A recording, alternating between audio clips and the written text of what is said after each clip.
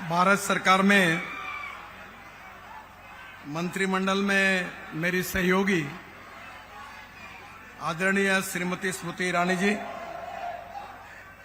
महाराष्ट्र के लोकप्रिय उप मुख्यमंत्री आदरणीय देवेंद्र फडणवीस जी,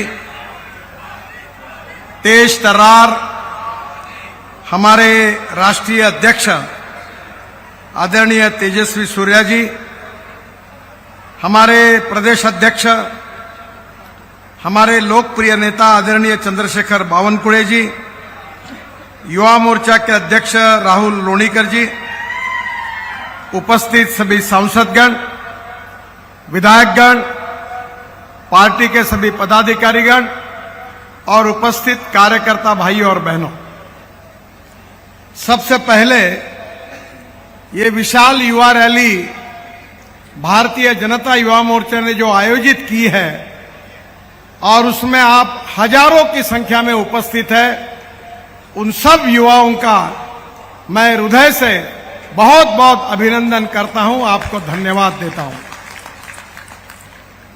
जिन युवा कार्यकर्ताओं ने इसके लिए मेहनत की, परिश्रम किए हैं, उनको भी धन्यवाद देता हूं। बहनों और भाइयों, युवा मोर्चा में हमारे युवा कार्य करते हैं। हमारा युवा ये आज का नहीं, कल का नहीं, आज का नागरिक है और आज युवा चाहता है उसके लिए रोजगार मिले, युवा चाहता है उसके लिए शिक्षा की सुविधा प्राप्त हो, युवा चाहता है उसको विकसनशील देश में रहने की अवसर मिले। और जो मोदी जी के नेतृत्व में हमारी सरकार ने बदलाव किया है, उसका अनुभव पूरा देश ले रहा है। एक समय ऐसा था कि हमारे यहां विदर्भ में किसान आत्महत्या कर रहे थे, हमारे युवा, अपने बेरोजगार युवा अपने रोजगार के लिए संघर्ष कर रहे थे। आज परिस्थिति में यह बदलाव आया है। मैं आपको याद दिलाना चाहता हूं कि 1947 में पंडित जवाहरलाल नेहरू देश के प्रधानमंत्री बने। उन्होंने कहा कि हम गरीबी को हटाएंगे। फिर इंदिरा गांधी आई, उन्होंने गरीबी हटाओ का नारा दिया। गरीबी तो हटी नहीं, पर गरीब हट गए। उस समय उन्होंने 20 कलमी, 5 कलमी कार्यक्रमों की घोषणा की और उसके बाद में राजीव गांधी आए, उन्होंने भी गरीबी हटाओ का नारा दिया। अब बाद में सोनिया जी के नेतृत्व में मनमोहन सिंह जी आए, उन्होंने भी गरीबी हटाओ का नारा दिया, पर देश का विकास नहीं हुआ। देश कर्जे के बोझे में डूब गया। एक ऐसी सरकार दिल्ली में थी जिसको आंखें थी पर दिख नहीं रहा था, जिसको कान थे पर सुन नहीं रही थी, जिसको मुंह था पर जो बोल नहीं पा रही थी। ऐसी एक गूंगी बहरी सरकार मनमोहन जी के रूप में, मनमोहन सिंह जी के रूप में दिल्ली में थी। मुझे विश्वास है कि उस समय मोदी जी के नेतृत्व में 2014 में देश की जनता ने भारतीय जनता पार्टी और एनडीए को अवसर दिया और लगभग 10 साल पूरे हो रहे हैं। आप पूरे देश का कांग्रेस के 65 साल और भारतीय जनता पार्टी में मोदी जी के नेतृत्व में 10 साल में किए हुए कार्य की तुलना करिए। कितने पोर्ट्स बने हैं, कितने एयरपोर्ट्स बने हैं, कितने रेलवे स्टेशन बने हैं, कितने हाईवेज बने हैं। हर जगह पर आप जाकर देखिए, एक काफी बड़ा बदलाव आप सबको देखने के लिए मिल रहा है। आज कोई हम पॉलिटिकल पार्टी के नेता के रूप में नहीं कह रहे, पर नीति आयोग ने अपने रिपोर्ट में कहा है कि हमारे देश की 25% आबादी गरीबी रेखा के नीचे से जो थी वो ऊपर आई है। आज उनको सही में हमारे फुटपाथ पर जो दुकान चलाने वाले करीब 80 लाख लोगों को हमारे बैंकों ने ऋण दिया है। 4.5 करोड़ लोगों ने बैंकों में अकाउंट खोला है, और इतना ही नहीं तो उनके क्रेडिट के आधार पर उनको कर्जा मिल रहा है। हमारे यहां युवाओं को पता होगा कि देवेंद्र जी और मैंने नागपुर में मिहान प्रकल्प शुरू किया, तब शरद पवार साहब कांग्रेस के नेता इसका विरोध कर रहे थे, इसके खिलाफ ये न हो इसके लिए आंदोलन कर रहे थे। पर आज मिहान में देश की नहीं तो दुनिया की बड़ी बड़ी कंपनियां आई और विदर्भ के 68,000 लोगों को रोजगार मिला है। ये आज की परिस्थिति है। हम ऐसी अर्थव्यवस्था निर्माण करने जा रहे हैं मोदी जी के नेतृत्व में, जहां युवा स्वाभिमान से जी सके, जहां युवाओं के हाथों को काम मिलेगा, गांव गरीब मजदूर किसान का कल्याण होगा, देश में अच्छे रास्ते होंगे, देश में अच्छे अस्पताल होंगे, देश में अच्छे यूनिवर्सिटी होगी, देश में अच्छे महाविद्यालय होंगे और देश में अच्छे स्कूल होगी। जो हमारे गरीब लोग हैं उनको आयुष्य योजना में 5 लाख रुपए तक का बेनिफिट मिला है। कैंसर के रुग्ण हो, हार्ट के रुग्ण हो, अब तो ट्रांसप्लांटेशन की बात है, सबको सहयोग मिल रहा है। विदर्भ के इस पूर्व विदर्भ के क्षेत्र में जो शेड्यूल कास्ट और शेड्यूल ट्राइब का समाज है, 70-80% लोगों को सिकल सेल और थैलेसीमिया की बीमारी है। बोन मैरो करने की आवश्यकता है। हमने हमारे यहां देवेंद्र जी ने जगह दी, उस समय नड्डा जी हेल्थ मिनिस्टर थे, मोदी जी ने हमको एम्स दिया, और विदर्भ के दलित और वनवासी आदिवासी बंधुओं को जो सिकल सेल थैलेसीमिया की बीमारी है उसको दूर करने के लिए एक स्पेशल सेक्शन खोलकर हम उनके ऑपरेशन की व्यवस्था कर रहे हैं। आज विदर्भ में किसान आत्महत्या नहीं कर रहे। देवेंद्र जी जब मुख्यमंत्री थे, मैं सिंचाई मंत्री था, उनके कहने पर मैंने करीब 6 से 7 हजार करोड़ रुपए जो महाराष्ट्र के सिंचाई प्रकल्प थे जो बंद पड़े थे, उसको फिर से पूरा करने के लिए उनको पैसे दिए। पश्चिम महाराष्ट्र में टेम्बू हो, मैसाड़ हो, जहां जब जब प्रोजेक्ट बंद पड़े थे 20-20, 25-25 साल से, मराठवाड़ा के, विदर्भ के, पश्चिम महाराष्ट्र के उन प्रकल्पों को हमने पूरा किया और किसानों के खेत तक पानी पहुंचाया। बहनों और भाइयों, स्मार्ट सिटी नहीं, अब स्मार्ट विलेज भी बन रहे हैं। गांव में अच्छी स्कूल होगी, गांव में अच्छा अस्पताल होगा, और गांव के युवाओं को गांव में रोजगार मिलेगा। किसानों को उनके फसल के सही दाम मिलेंगे, और किसानों की अगर परचेसिंग पावर बढ़ेगी तो गांव की इकोनॉमी गतिशील बनेगी। और अगर हमको इंडस्ट्री, उद्योग, व्यापार अगर बढ़ाना है तो 4 बातों की जरूरत है: पानी, वाटर, पावर, ट्रांसपोर्ट और कम्युनिकेशन। बहनों और भाइयों, हमारे यहां मेट्रो आ गई, नए हवाई अड्डे बन रहे, रेलवे स्टेशन का काम शुरू हो गया है, 550 स्टेशन बन रहे हैं। अब तो आप जहां जाएंगे वहां 4 लेन सीमेंट कंक्रीट के रोड मिल रहे हैं। ये जो कार्यक्रम हो रहा है इसके सामने भी सीमेंट कंक्रीट रोड बन रहा है। उसमें आगे अमरावती रोड जाएंगे तो फ्लाईओवर बन रहे हैं।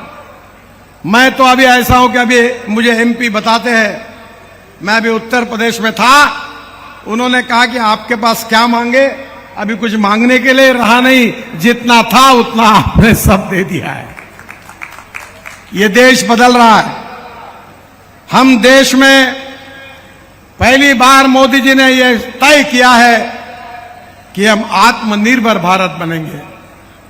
हम $5 ट्रिलियन की इकोनॉमी बनेंगे। हमारे देश की आर्थिक व्यवस्था दुनिया की तीसरी अर्थव्यवस्था आने वाले 5 साल के अंदर बनेगी। हमारा एक्सपोर्ट बढ़ेगा, हमारा इंपोर्ट कम होगा, और हमारे देश में हमारा जो किसान है वो केवल अन्नदाता नहीं रहेगा, वो ऊर्जादाता बनेगा। केवल ऊर्जादाता नहीं रहेगा तो बिटुमिन डांबर बनाएगा, और केवल डांबर नहीं बनाएगा, अब तो किसानों ने हवाई ईंधन भी तैयार करना शुरू किया है, जिसके ऊपर हवाई जहाज चलने वाले हैं। 16 लाख करोड़ का हमारा पेट्रोल डीजल फॉसिल फ्यूल का इंपोर्ट कम होगा और हमारे गांव के किसान इसमें निश्चित रूप से उनकी प्रगति होगी, उनका विकास होगा। इलेक्ट्रिक गाड़ी आई, इलेक्ट्रिक स्कूटर आई, बस आई, कार आई, पूरी तरह ट्रांसफॉर्मेशन हो रहा है। इसका कारण क्या है?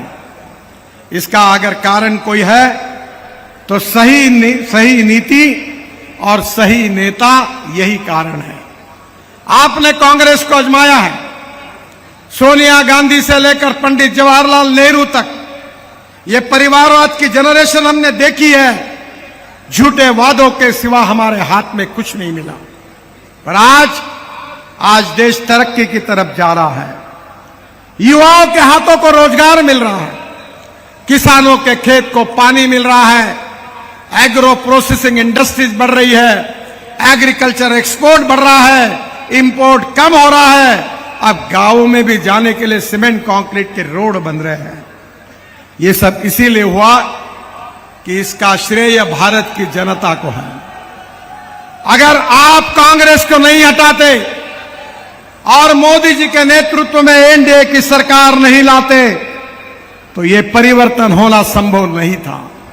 ये भारत की जनता ने जो परिवर्तन किया है, उस परिवर्तन के रूप में मोदी जी के नेतृत्व में हमने भारत की जनता को एक सस्टेनेबल जीवन दिया है, एक सुसह्य जीवन दिया है।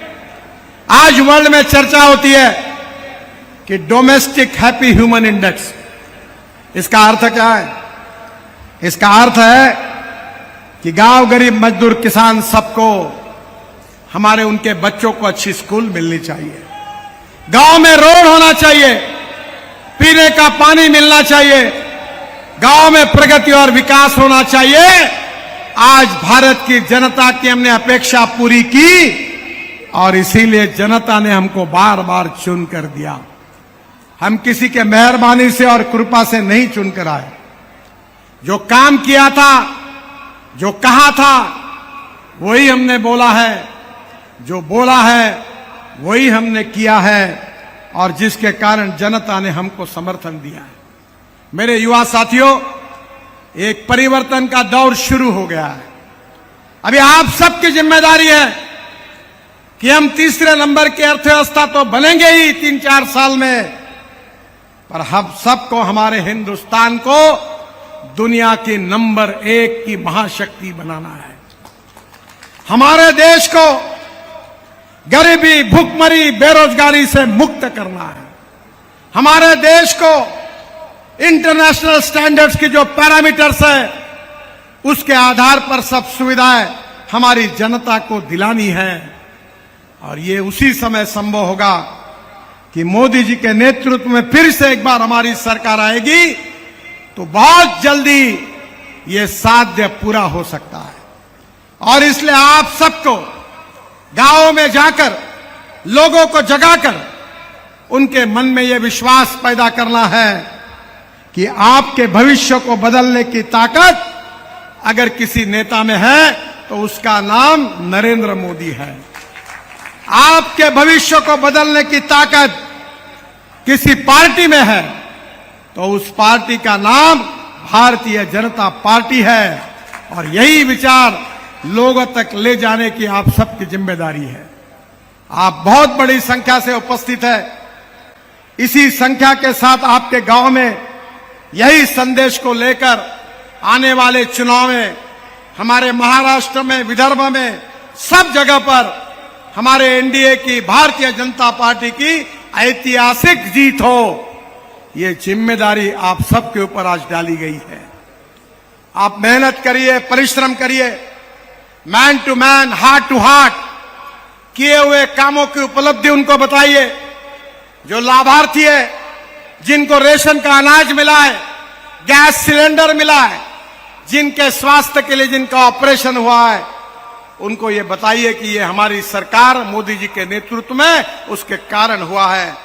मेरा विश्वास है कि हम निश्चित रूप से एनडीए के रूप में 400 ये संख्या पार करेंगे, संख्या पार करेंगे। हमने वचन दिया था राम मंदिर बनेगा, बन गया। हमने वचन दिया था 370 रद्द होगा, रद्द हो गया। अब हमने वचन दिया है कि हिंदुस्तान को दुनिया की महाशक्ति बनाएंगे, वो निश्चित रूप से पूरा होगा। इसी विश्वास के साथ इस संदेश को लेकर आप आपके गांव में क्रियाशील होइए, कार्य करिए, लोगों को बताइए और फिर से एक बार भारतीय जनता पार्टी को मोदी जी के नेतृत्व में जिताकर मोदी जी के नेतृत्व में हमारी सरकार लाने के लिए परिश्रम करिए। यही आप सबको आह्वान करता हूं। बहुत बहुत धन्यवाद। मेरे साथ जोर से कहिए, भारत माता की, भारत माता की, भारत माता की। धन्यवाद। इसके बाद मैं नागपुर शहर अध्यक्ष बादल राउत इनको विनती करती हूं कि वे आभार प्रदर्शन करेंगे और आभार प्रदर्शन के बाद ये सभा संपन्न होगी। बादल राउत। छत्रपति शिवाजी महाराज की